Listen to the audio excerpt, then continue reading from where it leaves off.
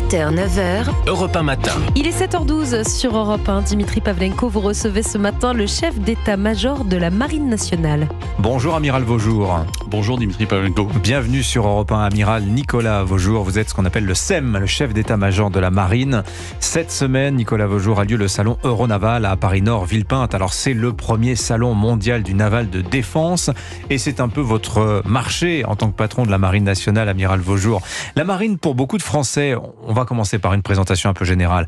Ce sont quelques bâtiments emblématiques. Je pense au sous-marin nucléaire lanceur d'engins, le Charles de Gaulle aussi. On a beaucoup vu nos 3 porte-hélicoptères amphibies en Haïti, au large de Gaza aussi, le Dixmude, le Mistral, le Tonnerre. Au global, la Marine nationale, Amiral Vaujour, c'est combien de navires, c'est combien de marins ? Alors, la Marine nationale, c'est 41 000 marins qui travaillent au quotidien. C'est grosso modo une centaine de bateaux, avec évidemment des bateaux dits de premier rang que vous avez cités, et puis des bateaux qui viennent soutenir derrière l'ensemble des opérations. Et c'est une marine qui est engagée à la fois sur mer, évidemment, en surface, avec des bateaux de surface, sous l'eau, vous l'avez dit, avec des sous-marins. Également dans les airs, puisqu'on a l'aéronautique navale avec des avions, les Rafales, des avions de patrouille maritime, et puis sur terre avec nos commandos marines. Donc on est dans les 4 milieux et on agit en permanence sur toutes les mers du monde. La marine, elle est mondiale. Elle est nucléaire, puisqu'on est à propulsion nucléaire pour quelques-uns de nos bateaux, et répartie sur l'ensemble des océans du monde. Alors, à l'occasion de ce salon Euronaval, une étude du GICAN, le groupement des industries de construction et d'activité navale, classe les puissances maritimes à l'échelle mondiale. Et on voit que la France, on est un peu surpris, je vous avoue, je l'ai été. La France est au 10e rang mondial, avec ses 90 bâtiments, ex aequo donc avec l'Égypte. On est derrière des pays comme la Corée du Nord, la Turquie ou encore l'Indonésie, et évidemment assez loin du trio de tête Chine, Russie, États-Unis. Est-ce qu'il faut s'inquiéter de ce format et quelle est la dynamique ? Est-ce que vous diriez que la marine française est en réduction, Amiral Vaujour ? Alors, ce que marquent ces statistiques, oui, c'est en fait le réarmement mondial. Et plus que du format de la marine, ce dont on peut discuter, c'est d'abord et avant tout le fait que les nations se réarment dans le monde et se réarment dans l'ensemble des périmètres aériens, terrestres, mais également navals, et tout particulièrement dans le naval.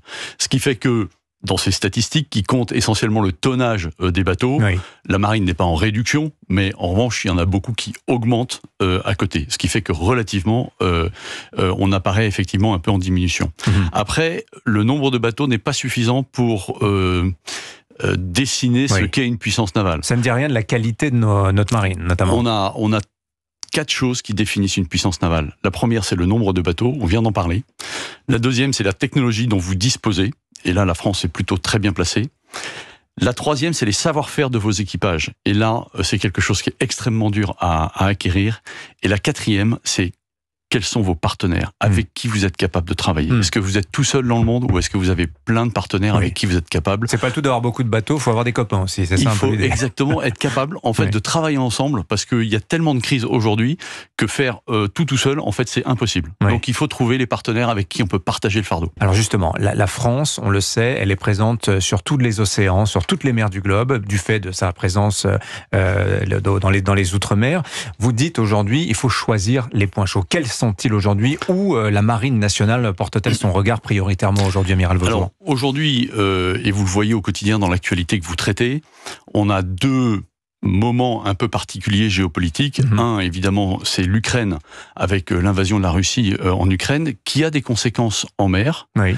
Et on a également le conflit au Proche et Moyen-Orient, la bande de Gaza, Israël, qui a des répercussions à la fois en Méditerranée orientale et en mer Rouge. On a tout un arc comme ça, qui va en gros du Liban au Yémen, c'est ça. Qui m'impose évidemment d'avoir des bâtiments déployés, soit pour connaître, soit pour anticiper un certain nombre de choses qui pourraient arriver, c'est la Méditerranée orientale, soit pour protéger le trafic commercial, ça c'est la mer Rouge, où aujourd'hui j'ai un bateau en permanence qui aide, qui accompagne les bateaux de commerce à traverser le détroit de Bab el-Mandeb. Mais en même temps, ça c'est mes 2 points chauds, en même temps, je continue les missions de protection de la France, des Français, des intérêts, les intérêts vitaux avec un SNLE en permanence à la mer, et puis la protection des Français, de la plage au grand large, sur les trafics illicites, sur la pêche illicite, etc. Donc alors, ça au quotidien. Alors ça, on va en parler, mais je voudrais qu'on revienne un instant sur ce qui se passe en mer Rouge notamment. Vous avez commencé pratiquement par cela.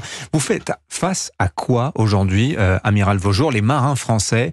Est-ce que vous auriez imaginé, par exemple, il y a 10 ans, vous retrouver face à des tirs de missiles balistiques de la part des rebelles houthis. Ça paraît absolument incroyable en l'espace d'une décennie. De fait, c'est absolument étonnant. Incroyable, pas tant que ça finalement, mais parce qu'ils y arrivent. En fait, il faut se remémorer que le Yémen a été en guerre contre l'Arabie Saoudite pendant très longtemps et ont donc développé beaucoup de systèmes d'armes qui aujourd'hui sont utilisés contre les bâtiments de commerce. Donc on fait face aujourd'hui à cette milice qui essaye d'attaquer les intérêts notamment israéliens en mer Rouge. Et donc on fait face à des attaques de drones aériens, à des attaques de drones de surface, à des attaques de missiles antinavires et de missiles balistiques. La satisfaction, c'est de constater que nos bateaux, nos équipages sont capables de les contrer. Il faut savoir que c'est une menace qui est extrêmement difficile à adresser. Vous avez un temps de réaction entre la détection du missile et le moment où vous ordonnez le feu qui est extrêmement faible. Et ça nécessite des équipages extrêmement entraînés, des athlètes de haut niveau, entre guillemets, comme j'ai tendance à le dire. Et ça, c'est vraiment la caractéristique de ce qu'on rencontre aujourd'hui. On n'imaginait pas avoir ça il y a 5 ans. Véritablement, vraiment. On n'imaginait pas, vraiment.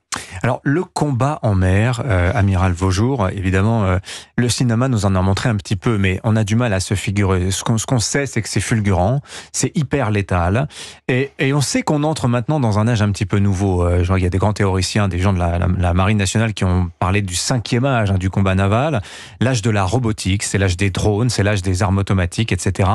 Les industriels que vous rencontrez cette semaine au salon Euronaval, amiral Vaujour, qu'est-ce que vous leur demandez ? Vous leur demandez des drones, des armes qui s'opèrent toutes seules ? Alors, ce qui est certain, ce qu'on voit véritablement monter, c'est les deux grands retours d'expérience, à la fois de la guerre en Ukraine, pour ce qui me concerne, la guerre en mer Noire, et les opérations en mer Rouge aujourd'hui. Oui. Je vous ai pas demandé, on a des bateaux en mer Noire aujourd'hui ? Alors, la mer Noire, vous le savez, aujourd'hui, c'est un théâtre qui est enclavé. Qui est enclavé. Il faut passer par le Bosphore pour y accéder. Et donc, il faut avoir l'autorisation des pays qui tiennent le Bosphore, et donc des Turcs notamment, pour traverser.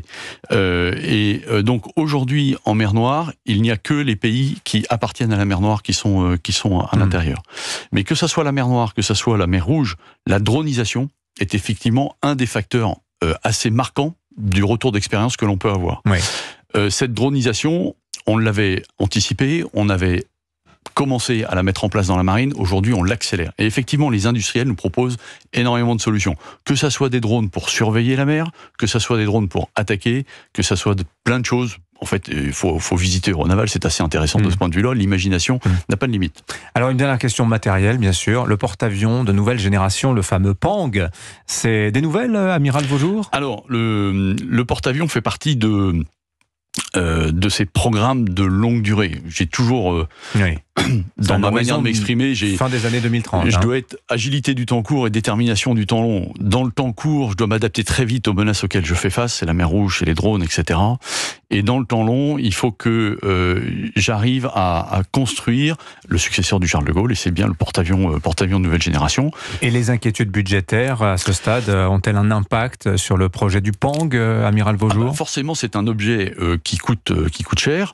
Maintenant, c'est un objet qui a un retour sur investissement dans la nation qui est très fort. Plus de 90% de ce que l'on investit dans le porte-avions est directement investi dans les territoires en France. C'est ça ce qui peut faire notre fierté. C'est-à-dire qu'on est capable de le faire, mais on est capable de le faire nous-mêmes, avec nos propres industriels. Les pompes primaires, les pompes du circuit nucléaire sont fabriquées dans le nord de la France. Les optiques sont fabriquées du côté d'Angoulême, etc. Vous avez tout un tissu industriel qui va être qui va bénéficier de cet investissement. Et donc ça, c'est en fait, quand on se rend compte de l'impact territorial de ce type de programme, on peut vraiment être assez fier de notre capacité en France à construire ce genre d'objet. L'amiral Nicolas Vaujour, chef d'état-major de la Marine, était ce matin l'invité d'Europe 1. Merci, amiral, d'être venu nous voir. Merci, Dimitri Pavlenko. Bonne journée à vous. Il est 7h21. Voilà, entretien à retrouver en intégralité en version longue dans votre appli Europe 1 et sur europe1.fr.